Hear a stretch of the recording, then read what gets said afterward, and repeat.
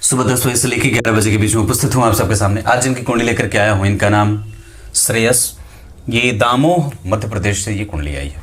शुरू करते हैं आज का कार्यक्रम। कहीं नहीं जाना है, बिल्कुल बन के रहिएगा। कार्यक्रम के आरंभ में बताऊंगा सबसे पहले आपको मनुस्मृति की बात, पर उससे पहले बता दूं नकुल पाराशर शॉर्ट्स के नाम से जो मैंने नया चैनल बनाया है उसे भी अवश्य सब्सक्राइब कर लीजिए। इसके बाद कार्यक्रम देखने के साथ ही अपने दिमाग में जो भी आपके सवाल बनते हों उसे भी कमेंट में अवश्य लिख दीजिए और रविवार के शाम का कार्यक्रम भी देख लीजिए।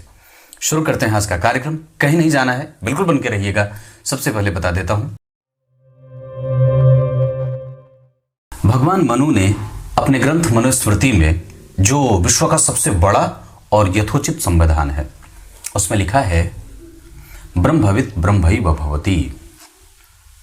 जो ब्रह्म को समझ जाता है वो स्वयं भी ब्रह्म हो जाता है, पर वो किसी को कहता नहीं कि मैंने ब्रह्म को समझ लिया।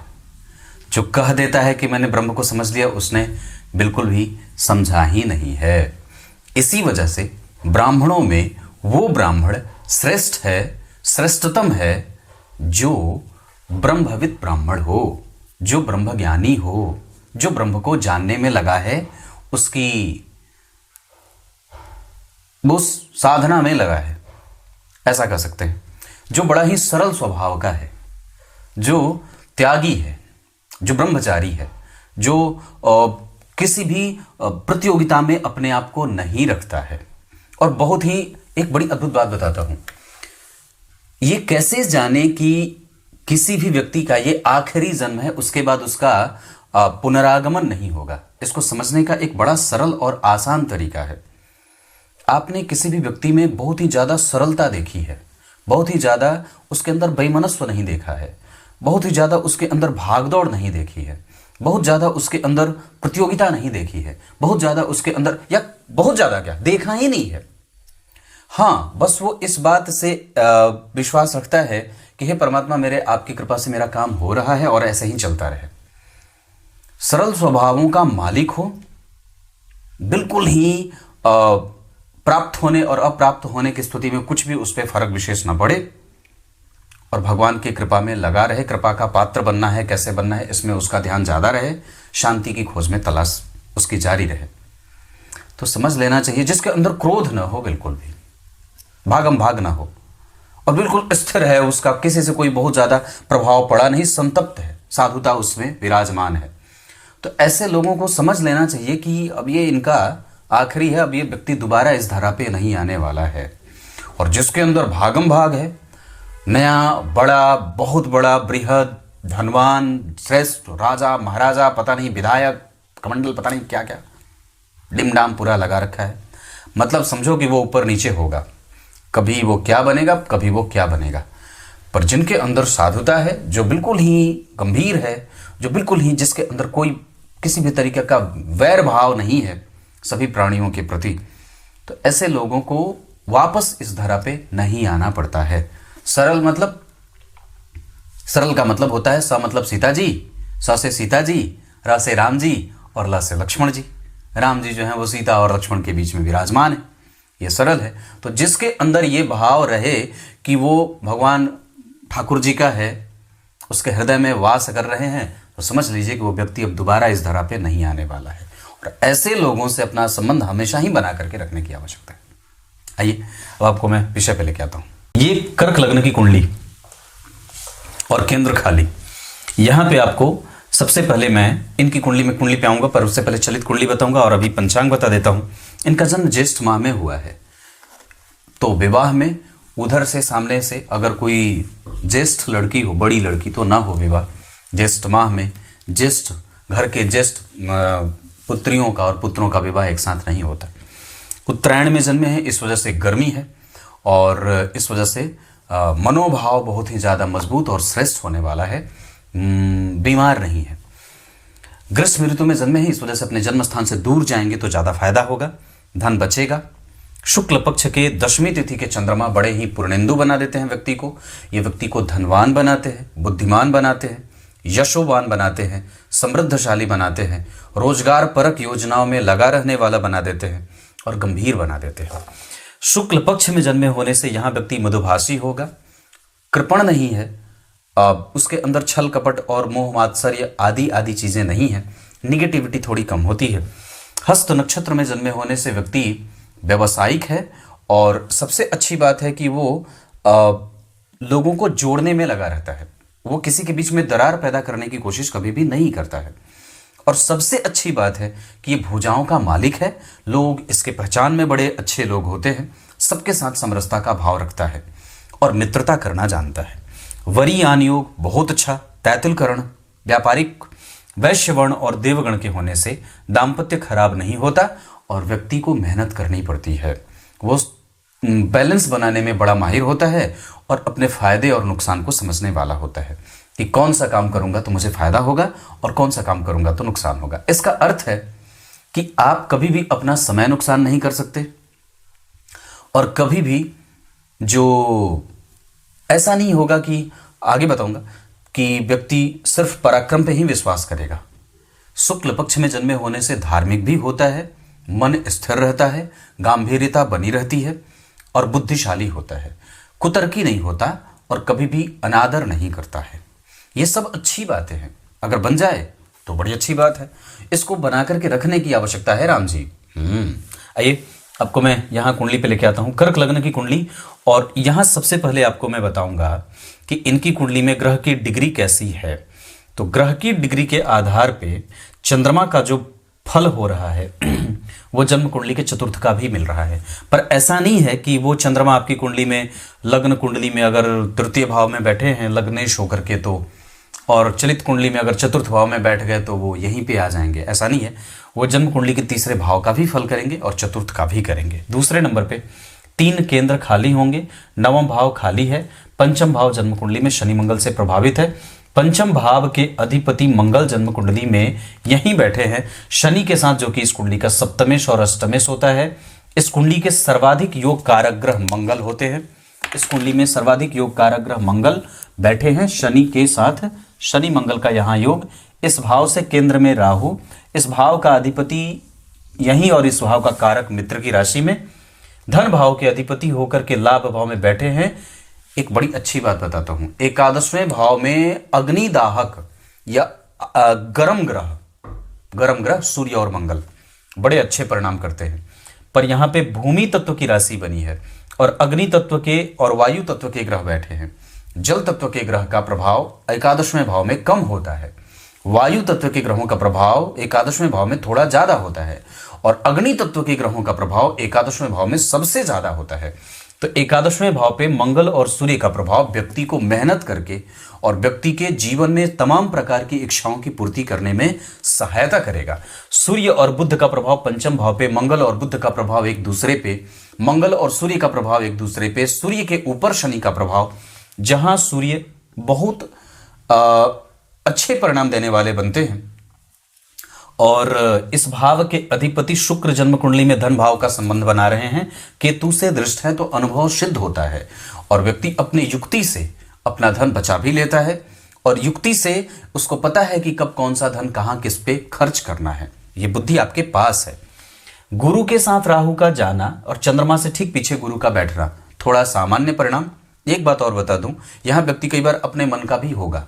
दूसरे नंबर पे शनि मंगल जैसे पापक ग्रहों का प्रभाव पंचम भाव पे, इससे कई बार व्यक्ति को, और धन भाव पे शनि की दृष्टि है तो गुरु के ऊपर शनि की दृष्टि और धन भाव के अधिपति पे शनि की दृष्टि, इस वजह से व्यक्ति थोड़ा गंभीर और थोड़ा चिंतनशील हो जाए तो ज्यादा बढ़िया रहे।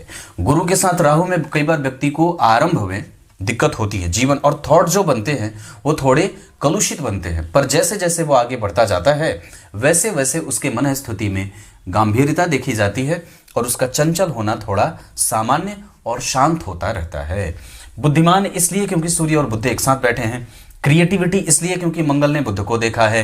पंचम भाव पे सूर्य बुध शनि मंगल का प्रभाव होगा और जन्म कुंडली में लग्नेश तीसरे भाव में, इसका अर्थ होगा कि व्यक्ति बड़े भाई बहन, छोटे भाई बहन सबका सुख भोगेगा। इसके साथ साथ उनके संबंध भी अच्छे रहेंगे। भाग्य का सुख भी भोगेगा, मीन राशि को देख रहा है। इस वजह से सबसे अच्छी बात होगी कि धर्म भाव के अधिपति धन भाव में बैठ करके महाभाग्यशाली योग लगाएंगे। और यहाँ पे गुरु 21 डिग्री के पूर्वा फाल्गुनी के बैठे, लग्नेश हस्त नक्षत्र में बैठे, अपने ही नक्षत्र के, लग्न बना है 0 डिग्री का। इस वजह से अभी लग्न को बल देने की आवश्यकता होगी। हो सके तो भगवान शिव की पूजा, अमोघ शिव कवच का पाठ, शिव जी को शहद, दही, दूध, हल्दी आदि आदि चीजें अर्पित करने की आवश्यकता है। बिल्वपत्र वगैरह भी अर्पित करना चाहिए। इसके साथ साथ लग्नेश अगर जन्म कुंडली में तीसरे भाव में बैठेंगे तो मेहनत करने पे विवश करेंगे, और व्यक्ति विवश होता नहीं है, वो करता भी है, वो मेहनती हो जाता है, उसका कम्युनिकेशन बड़ा अच्छा होता है। सूर्य से चंद्रमा का प्रभाव नवम पंचम का बन रहा है, इसे भी ठीक कहेंगे।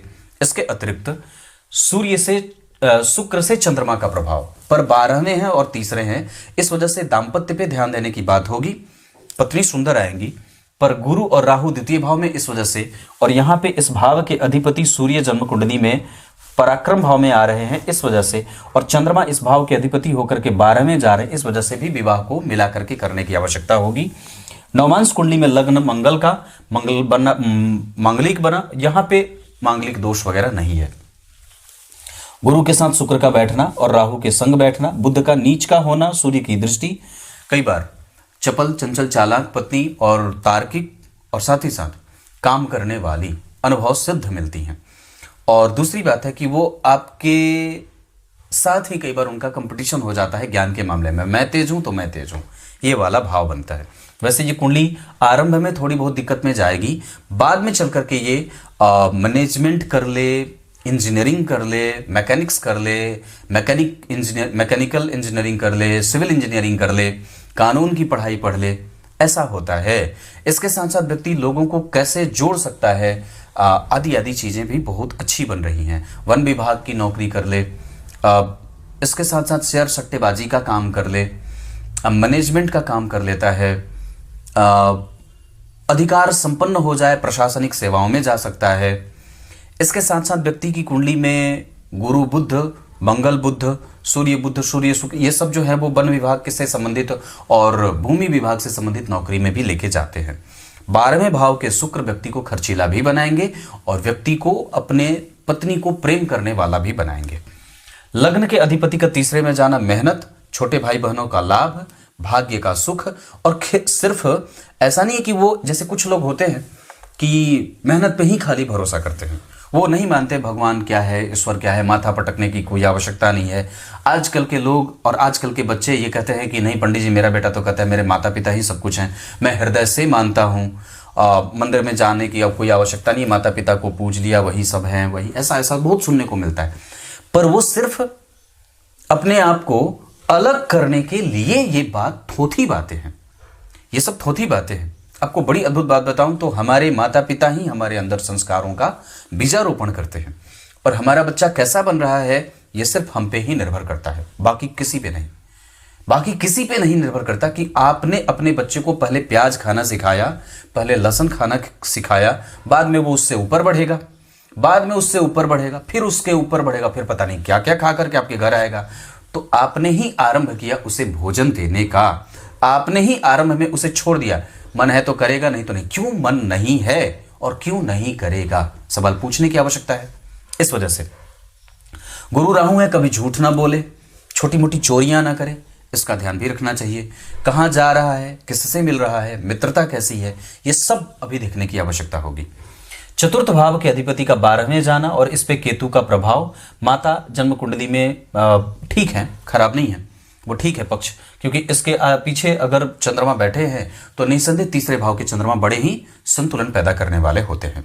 चंद्रमा के ऊपर किसी पापग्रह का कोई प्रभाव नहीं है, शुक्र से केंद्र में है, गुरु के सन्निकट बैठे हैं, सूर्य बुध उससे 9 घर आगे बैठे हैं, चंद्रमा का फल ठीक होगा। अगर आप देखें तो नवम या दशम भाव के अधिपति का संबंध अगर केंद्र और त्रिकोण से होने लगे किसी भी तरीके से, केंद्र में कम से कम 1 से 2 पापग्रह का बैठना भी ठीक होता है। अब जब राम जी की कुंडली देखेंगे, भगवान राम की कुंडली, तो उसमें लग्न में गुरु चंद्र बैठे हैं, मंगल भी बैठे हैं, शनि भी बैठे हैं केंद्र में, और उसके बाद सूर्य भी बैठे हैं।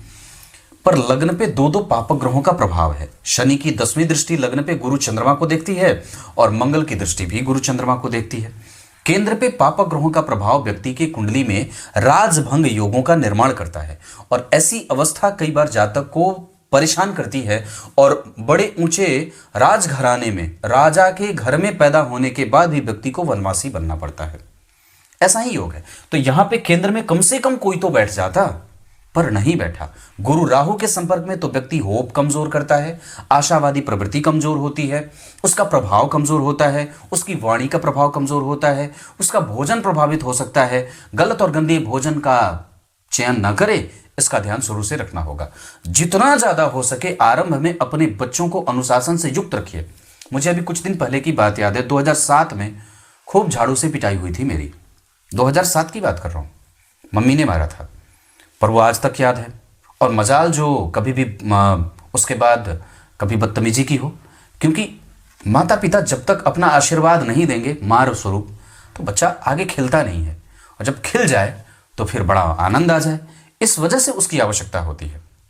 और दूसरे नंबर पे अगर यहां पे देखें तो एकादशवां भाव सूर्य और बुध का प्रभाव, ये बहुत ज्यादा विलक्षण और बहुत अच्छा भाव है। मैंने जैसे कहा, एकादशवें भाव पे सूर्य जैसे ताप संताप नहीं पर उष्ण ग्रहों का प्रभाव बड़ा अच्छा होता है। ये भी बड़ी अच्छी बात है। ठीक है, 12वें के शुक्र खराब नहीं होते, संतुलित होगा, ये ठीक है भगवान, कोई दिक्कत नहीं है। दशमांश कुंडली में दशम भाव के अधिपति का जन्म कुंडली में 12वें जाना, स्वग्रही शनि, नीच के चंद्रमा और शुक्र का यहां बैठना, पर ये अष्टम भाव के अधिपति होकर के बैठे हैं। मेहनत करने की आवश्यकता है। नीच का मंगल, नीच का चंद्रमा, बुध राहु के संग नीच के, यहां भी नीच, यहां भी नीच, यहां भी नीच। हमेशा फोकस बढ़ा करके रखने की आवश्यकता है। या तो बहुत अच्छे हो जाएंगे, नहीं तो नुकसान में चले जाएंगे। मैं आपसे विनय करता हूं, विनती करता हूं कि अपने कर्म क्षेत्र की कुंडली को मजबूत बनाने के लिए लगातार मेहनत करिए। अगर कुंडली कर्म क्षेत्र वाली कमजोर बनी, इसका अर्थ है कि आपको सबसे ज्यादा फोकस अपने करियर पे करना है। अब उसमें जो आप निर्णय ले रहे हैं वो, और उसके लिए महापुरुषाय नमः का जप करिए, गणेश जी के मंत्रों की आराधना करिए, उनकी स्तुति गाइए और उनके निमित्त मंदिर वगैरह का दर्शन करते रहिए। ये सब आपकी कुंडली में है। नक्षत्रों के आधार पे सूर्य के पास ऊर्जा है, पर वो ढलान पे है 29 डिग्री के। इस वजह से सूर्य को अर्घ्य, रविवार को नमक बंद, रात्रि में नमक बिल्कुल कम, और माता पिता के साथ संबंध बिल्कुल अच्छा बनाइए, बिल्कुल अच्छा, बहुत बढ़िया। चंद्रमा आपकी कुंडली में बहुत अच्छे बैठे हैं। वो अवस्थागत भी ठीक है, 18 डिग्री के हैं, कमजोर नहीं है। अवस्था उनकी बहुत अच्छी है और वो निश्चित रूप से आपके लग्न को ठीक कर रहे हैं, और यही कारण है कि आपको वो कम्युनिकेटिव ही बना रहे हैं। मंगल आपकी कुंडली में और शनि दोनों वक्री हैं। भगवान बजरंगबली की हनुमान चालीसा का पाठ, हनुमान अष्टक और सुंदरकांड का पाठ इनके लिए, इनके करियर को बल देने के लिए, इनके लग्न और लग्नेश और स्वास्थ्य और आदि की सुरक्षा के लिए माता और पिता को चाहिए लगातार सुंदरकांड का पाठ करता रहे। बुध की स्थिति इनकी कुंडली में बहुत ज्यादा ठीक होगी। वो चपल चंचल चालाक है, एक जगह टिकने नहीं देता है, और कई बार बहुत ज्यादा कंपिटिटिव भी बनाता है। और साथ ही साथ शनि बुध का प्रभाव व्यक्ति को कई बार तकनीकी समझदारी बढ़ा देता है और तकनीक से संबंधित जानकारी बढ़ा देता है। अगर विवाह करना हो तो कन्या और मिथुन के बाद तुला की जातिकाएं अच्छी रहेंगी। विवाह के लिए दिशा उत्तर पूर्व बहुत अच्छा रहेगा। इस कुंडली के लिए 5 तारीख बहुत अच्छी रहेगी। दिन सोमवार और मंगलवार का बहुत अच्छा रहेगा। धन कमाने के लिए दिशा आपको उत्तर दिशा बहुत अच्छी रहेगी।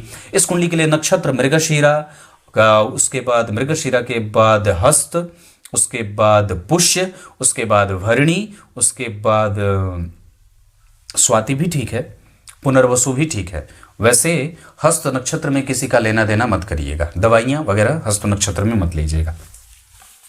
ये मंगल है। बुध आपकी कुंडली में आपको क्रिएटिव बना रहा है, खेल क्षेत्र का भाव दिखा रहा है, कंपटीशन दे रहा है, साहस और बल दे रहा है।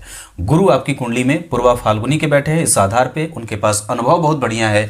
मृदुभाषी बनिए, भोजन मीठा करिए, मसालेदार भोजन बंद करिए और अपने पेट का ख्याल ज्यादा रखिए, नेत्रों का भी और पेट का भी। हृदय क्षेत्र परेशान ना हो, इसका ध्यान भी रखना होगा। माता के साथ संबंध खराब ना हो, इसका ध्यान भी रखना होगा। उनके साथ आपकी पत्नी के वैमनस्य वाले भाव विकसित ना हो, इसका भी ध्यान रखना होगा। वैसे आपकी कुंडली में आपके संबंध और आपके आने से पिता को सुख बहुत बड़ा मिला है। तो ये शुक्र के बाद शनि अगर बात करते हैं तो वो आपको तकनीकी जानकार बनाने के साथ साथ आपको प्रैक्टिकल भी बना रहे हैं और थोड़े बहुत मतभेदों में भी ले जा रहे हैं, और कई बार आपके काम को विलंब में भी लेके जा रहे हैं। शनि की दृष्टि यहाँ के लिए अच्छी है, शनि की दृष्टि यहाँ के लिए भी अच्छी है, शनि की दृष्टि यहाँ के लिए ठीक नहीं है। इस वजह से वो कई बार नौकरी तो दे देते हैं, पिता का सुख तो मिल जाता है, पर कई बार आपका प्रभाव और परिणाम थोड़ा कमजोर होता है। गुरु का प्रभाव यहाँ के लिए ठीक है, रोग व्याधि आदि से मुक्त रखेगा, कंपटीशन कम देगा, शत्रुओं से समझने में आसानी होगी। गुरु की दृष्टि यहाँ के लिए सामान्य है, वो आपको दार्शनिक चिंतन करने वाला और साथ ही साथ योग कारक ग्रह के साथ शनि का संबंध कई बार आपके प्रभावों को कमजोर भी कर सकता है। इस वजह से बजरंग बली की पूजा आवश्यक होगी। गुरु का प्रभाव यहाँ के लिए ठीक होगा, करियर में कोई दिक्कत नहीं होगी। पिता के प्रभावों को बल देंगे और पिता से संबंध भी अच्छा रखेंगे। बुध का प्रभाव तो ठीक है, चलो गुरु और शनि। राहु का प्रभाव ठीक नहीं है। राहु का प्रभाव यहाँ के लिए ठीक है, जब कभी भी राहु की दशा आएगी तो व्यक्ति बाहर निकलने में संकोच करेगा और संबंधों को नया आयाम देने में उसको दिक्कत होती है। दशाओं के क्रम में मंगल ठीक दिख रहे हैं। गुरु शुक्र शनि कोई भी ग्रह की कुंडली में वैसे कमजोर नहीं दिख रहा है, पर मैं समझता हूं कि सूर्य को बल देने की आवश्यकता है और मंगल को बल देने की आवश्यकता है। इस वजह से मैंने जो भी उपाय बताए हैं आपको करना चाहिए। अभी 2026 के दिसंबर से राहु की दशा शुरू होगी। अभी आप 2026 तो खूब मन लगा करके पढ़ाई करिए। उसके बाद राहु आएंगे तो आप में भटकाव होगा, वो भटकाव ना हो इस वजह से उस समय लाजवर धारण कर लीजिएगा। वैसे आपकी कुंडली में राहु का जो बल मैं देख रहा हूं वो आपको परेशान ही कर सकता है। गुरु राहु आपकी कुंडली में परेशान ना करें, इस वजह से गुरु भी प्रभावित हो रहे हैं राहु के संपर्क में आने के कारण। इस वजह से झूठ मत बोलिएगा। बड़ों का आदर, मंदिरों का दर्शन, गाय की सेवा, बड़े गुरुजनों का सत्कार ये बहुत आवश्यक होगा। ब्राह्मणों का सम्मान, माता पिता का और माता पिता का भाव बड़ा अच्छा रखिएगा। उनके प्रति कोई भी दुर्भावना मत रखिएगा। प्राकृतिक संतुलन के लिए आप क्या काम कर सकते हैं, इस पे भी फोकस बढ़ा सकते हैं। ये इतनी सारी चीजें हैं। मैंने कहा जो भी करियर में बनाया है, धन वगैरह इनकी कुंडली में थोड़ा देर से आएगा पर मिल जाएगा, ये बात भी है। चंद्रमा आपकी कुंडली में बहुत अच्छे हैं, वो आपको सरकारी नौकरी के लिए प्रयास कराने के लिए ज्यादा बोल रहे हैं। क्लियर है। दशमांश कुंडली कमजोर है, इस वजह से कर्म क्षेत्र पे सबसे ज्यादा ध्यान दीजिएगा। कभी भी उसके हिसाब से सफोकेशन में मत रहिएगा और खूब मन लगा करके पढ़ाई करने की आवश्यकता है। तब तक के लिए बहुत बहुत नमस्कार।